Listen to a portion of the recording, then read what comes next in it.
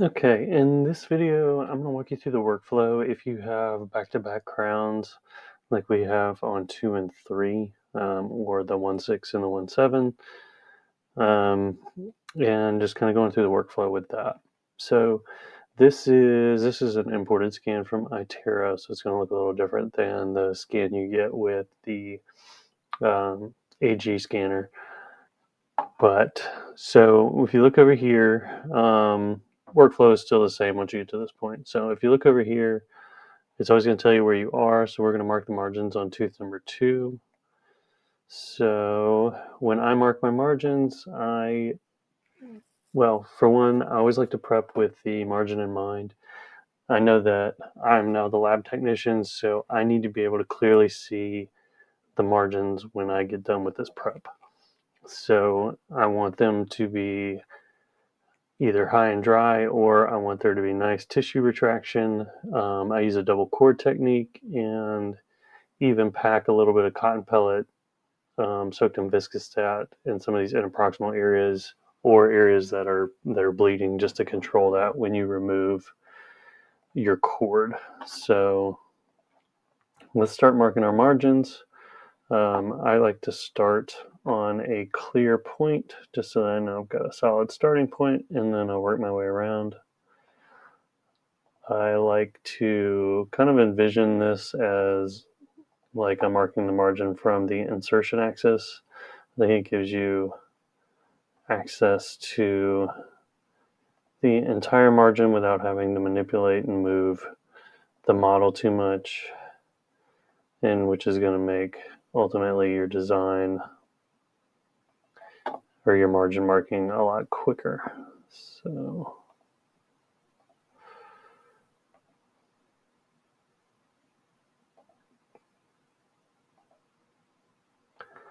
I'm going to finish this up here and then go back and adjust any areas that we need to. So you can see this needs to be altered. Might add a point here.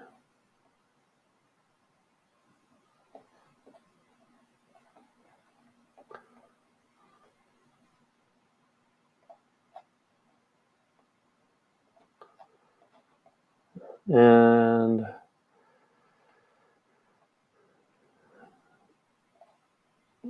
let's adjust that. Okay. So then we're going to hit next, and it's going to take us to prep number 3. So you can see over here, tooth number 3. And sometimes I toggle back and forth between the two views, either stone view and color view. It just depends. You can also change the settings over here. It's going to change the light on the prep. It may not do it since this is an iTerra scan, but in the other scanner, if you bring in that data, it definitely will. So again, we're going to mark our margins here.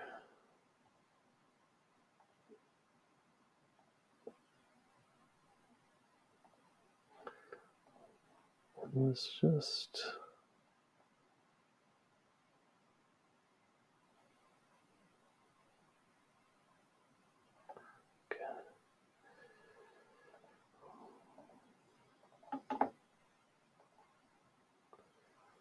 So this is one of those times where I do move it around because it is a little unclear as to where that margin might be on that distal, just based on the tooth shape.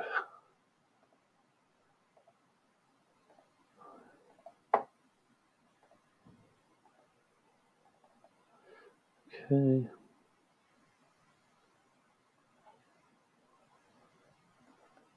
So I actually do think it's over here.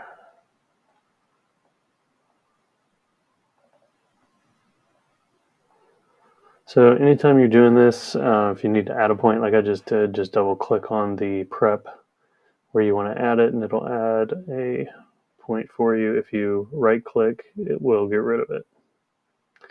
So I might move this here. That follows that pretty well. Okay, good deal.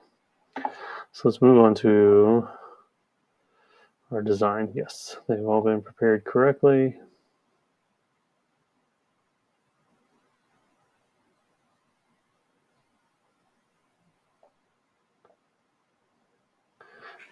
So we'll wait for that proposal. One thing you usually have to do when you have an iTero scan is make sure and flip the buckle and lingual orientation. For some reason, it likes to switch those up. So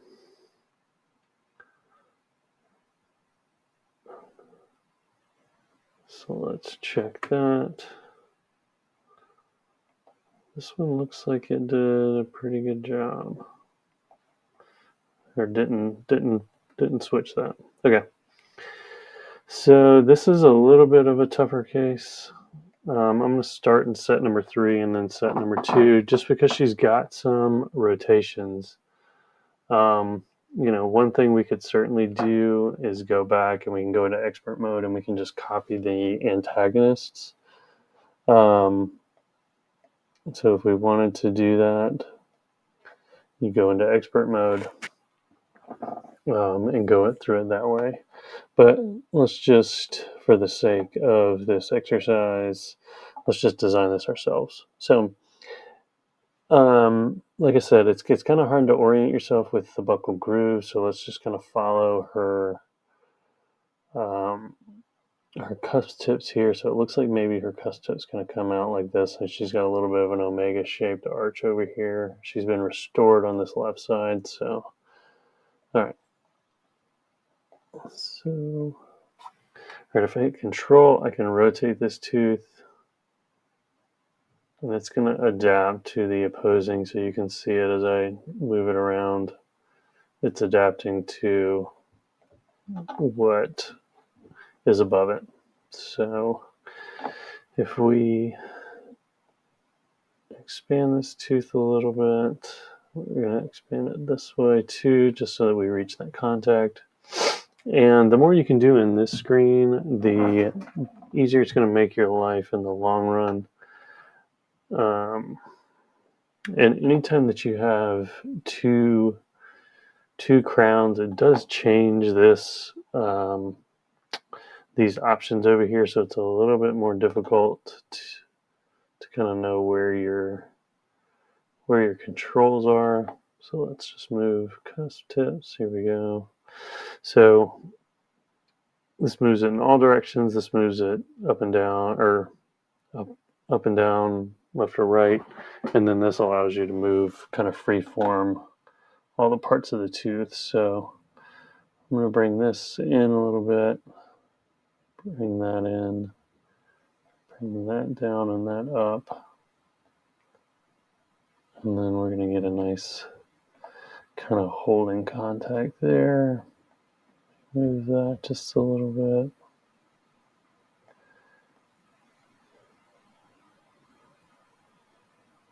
Okay, good. And you can also change like the anatomy on the tooth, so you can make it flatter, you can make it more pointed, just kind of based on what the occlusion is like. Hers is just kind of somewhere in the middle. She's got a little bit of a wear facet, so I think this will be just fine. All right, let's move on to number 2. Okay, we're going to line up that central groove again. Oh, I've got it. So let's just do this. We hit control, we can rotate this tooth. And always look at it from multiple angles. Kind of mistake I made was rushing through this and not looking at it. And some of my initial proposals, I had these really weird looking crowns because I was not paying attention to buccal profile, lingual profile. All right, so all right.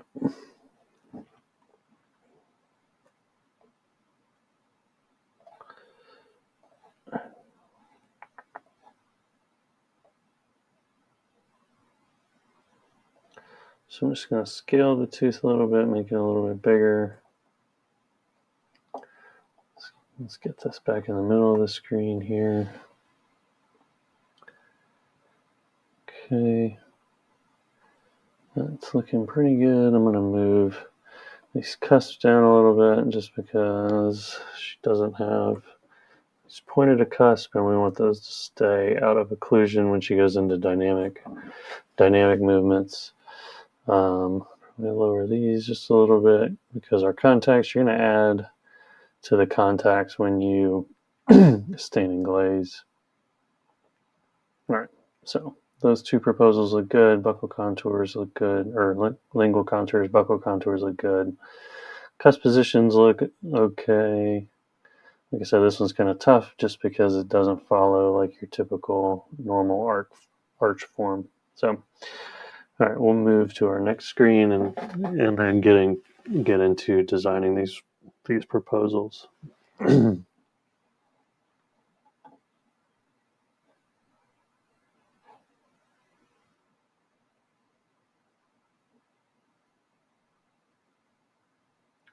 So we're going to keep the bite in the raised position.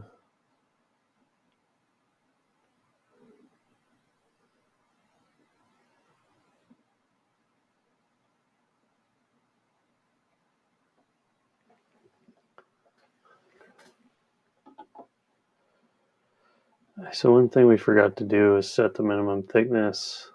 Yeah, so we get these kind of bulky margins. So let's go back. Before we do anything, let's go back. And yes, we'll abort these freeform changes.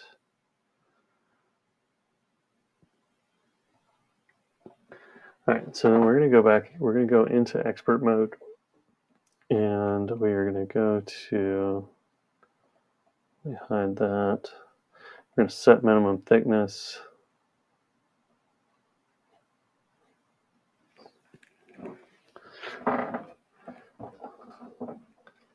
It's thinking. All right, and then we're going to change it to reduce completely, and then yes, allow the minimums to be observed. And that way, just as you get towards your margins, they're not trying to make them 1.5 millimeters, especially in today's day and age where we're doing a little bit more conservative or a lot more conservative dentistry. My margins are certainly not a millimeter and a half, or millimeter chamfers. So if you do reduce that minimum thickness, it's going to give you a better proposal, and you're not going to end up with these big bulky margins. And then the other thing we can do is, so here's where you could copy letter tooth. Wanted to do one more thing. So if you needed to change your insertion axis, you can do this.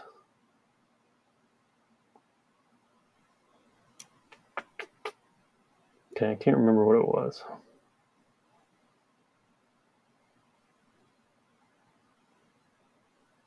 Oh, this is what it was. If you do, one trick that you can do, especially if you start getting heavy bites, is you can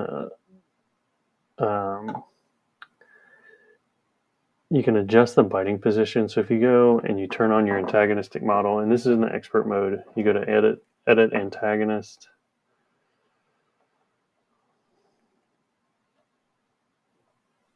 For some reason, this is taking a while tonight.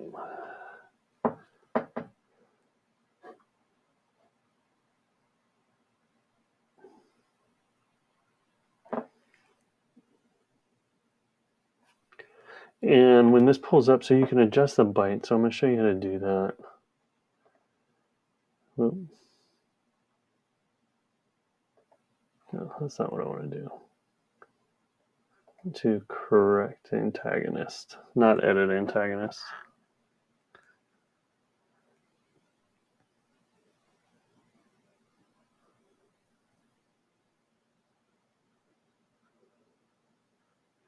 All right, so we're going to ignore. And so what you want to do here,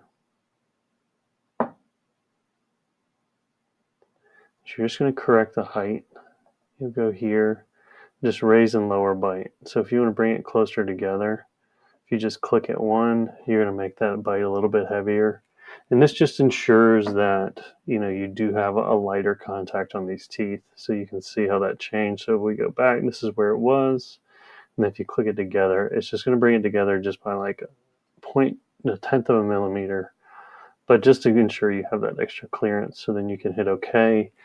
Anytime you edit your design in expert mode, you want to do that last before moving on in the wizard, if you're using the wizard, because it will not let you do anything else once you have edited in the expert mode.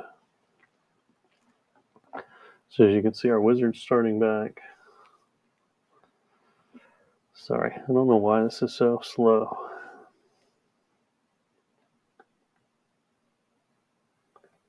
It is normally not like that. Okay, so here are our proposals. So let's turn off our antagonist. We're just going to take these one by one, right? So let's look at our contacts first. We have a little bit of a concave contact here, which we don't really want because that's not going to be a good contact. So let's just smooth this out a little bit. Come from the apical direction there, and smooth that a little bit. All right, that's going to look better. And then I'm going to come to the distal here. This is just kind of funky, and just smooth this out. And then smooth my margins.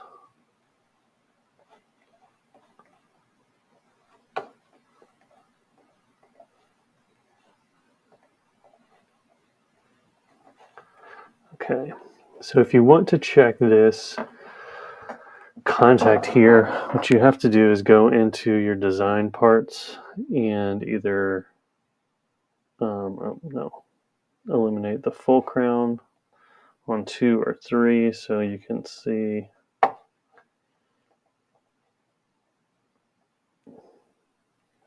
these contacts. Just adjust those just so they're not. All right, we'll turn our full crown back on. Just so you just have broad, flat contacts, not concave, not convex, not overly convex. Okay. So once we have our contacts set and smoothed our margins, then we can really kind of go in and refine this design. Saw some things when it was. So we'll start with number 3 and just kind of work our way through it. It's pretty bulky right there.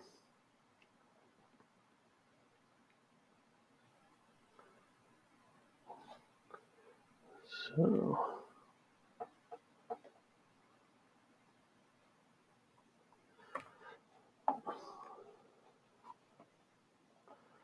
all right.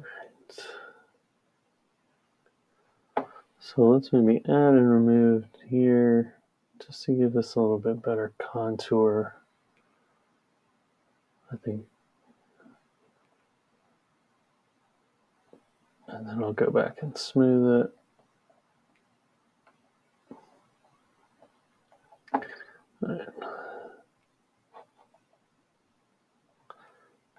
All right, and then let's look at this from the buckle.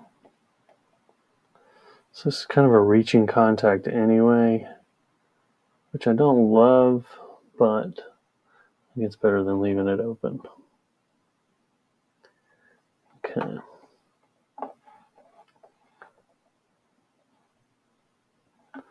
All right, I'm going to go in and I'm going to kind of lower these cusps a little bit. Let's turn on our antagonist. Yeah, I think these are going to rub. All right. So we still have nice solid contact here. I might lower this just a little bit. And remember, we kind of adjusted the bite, so this is, a little bit heavier than it's probably going to be. So I have that all set. I can go in and redefine the anatomy if I want to. So when I do that, I go into the add and remove tool, change it to this scalpel, kind of keep it right here in between the H and the S of brush size, and then adjust the strength here. So remember, when you do this, green is add. If you hit shift, it turns into subtract. So you can go in and accentuate some of these grooves. So we kind of took this one out. when we were smoothing. So just go in and redefine that. Find that one.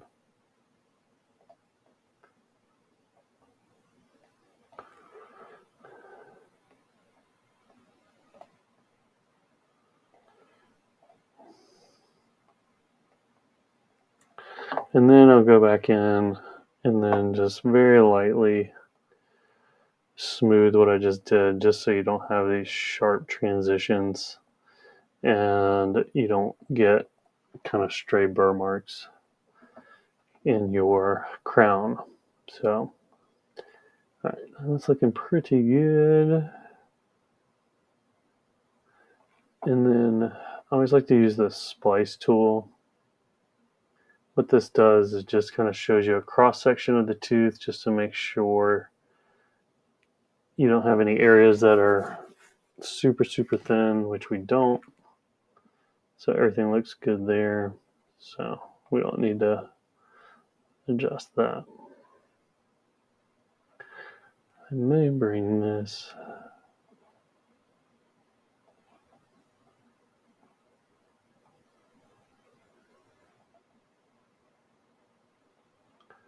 Maybe that's what it was. That's why it looks so funny. There we go. Let's turn everything else on. Yeah, that looks decent, better. I want that to be hygienic.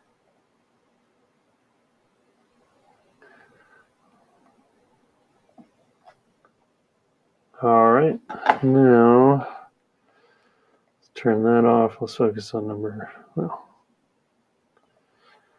turn that on. Let's focus on number 2. This one needs a little love. It's got all kinds of weird things going on with it.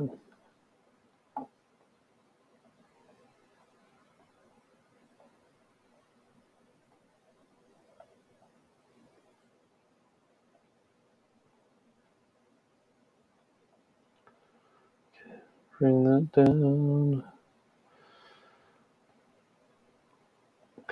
So I really like the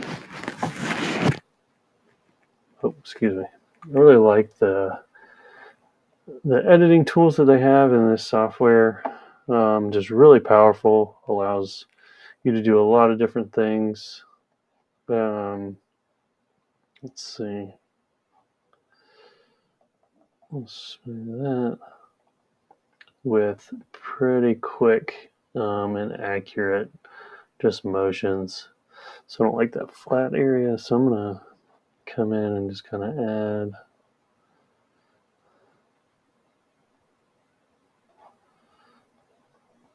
add some there. And then we can kind of go in and redefine that.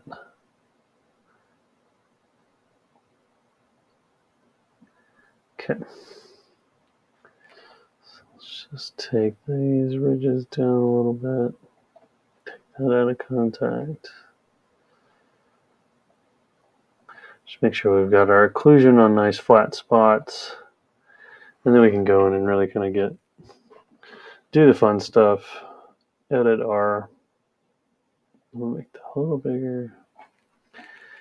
Edit our anatomy. So just gonna come in and really redefine this.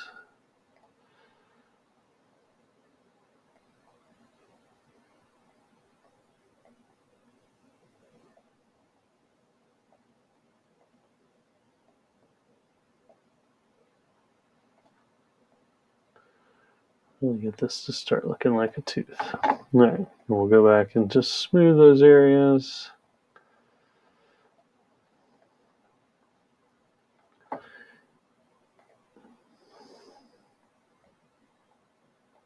Just going to pull our marginal ridges a little closer to each other, just going to give us a little bit more defined anatomy there.